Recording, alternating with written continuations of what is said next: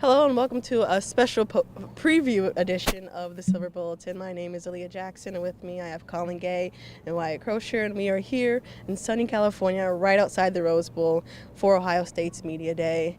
Now, coming into this matchup, this is a strength versus strength type situation with Washington's defense being their strength and Ohio State's offense being their strength. Particularly this Washington secondary is very strong. How do you think Dwayne Haskins and this high-powered offense will fare against this highly ranked secondary? Well, a lot of the conversation surrounding the Ohio State offense versus this Washington defense, the conversation is similar to what it was against Michigan. Really, Washington hasn't seen a quarterback like Dwayne Haskins before, and what he did against Michigan, what he did against Northwestern, throwing 499 yards. I mean, he has the opportunity to set the tone for what could be his final game in college and what could be become the top prospect in the NFL draft this upcoming April. I don't think it is exactly the same as Michigan. I think Michigan's defense is a little different, and I don't think it's necessarily true to say Washington hasn't faced. Michigan really didn't face a caliber. Gardner Minshew of Washington State is at least close to what they've faced with Haskins. He's number one in passing yards. Haskins is 2 right now. So I don't think that's fairly the same. And also Michigan plays this man-to-man, and Haskins, as he said after the game, that was licking his chops even thinking about it.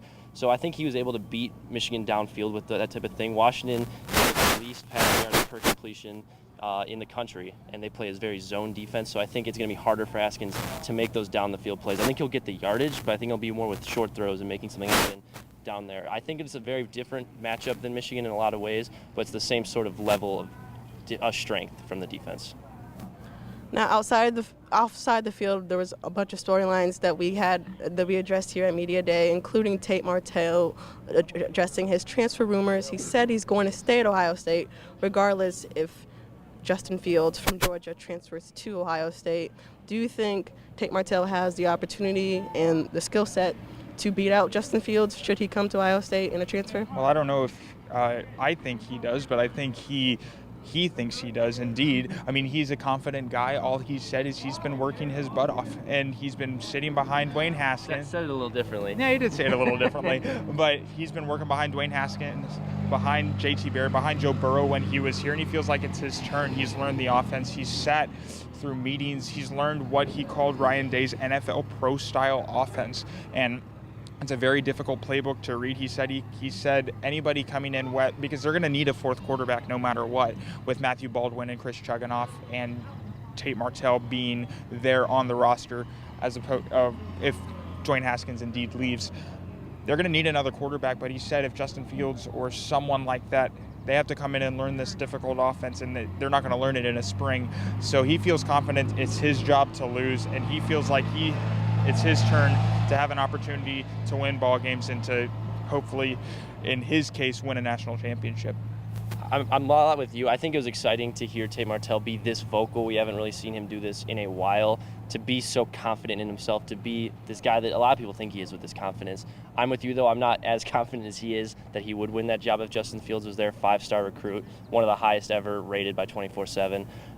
It would be an interesting thing. I think Ryan Day's more suited to work with someone like Justin Fields, but he has worked with Tate Martell ever since he's been here.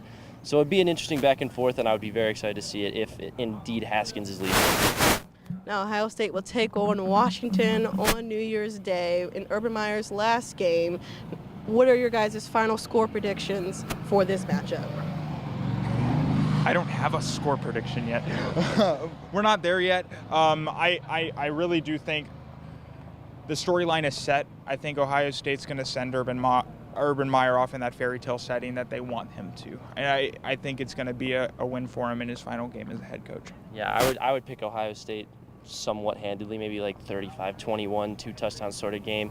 I'm not married to that score prediction, but I think Haskins will have a big day, maybe just not the same way he did against Michigan. I think that they'll play a little bit up with that motivation being in the Rose Bowl, being Urban Meyer's last game. I expect Ohio State to win. Well, that's all we have for you guys today. Be sure to follow The Lantern and Lantern TV on all of our social media platforms. For Colin and Wyatt, my name is Aaliyah Jackson. Thanks for watching.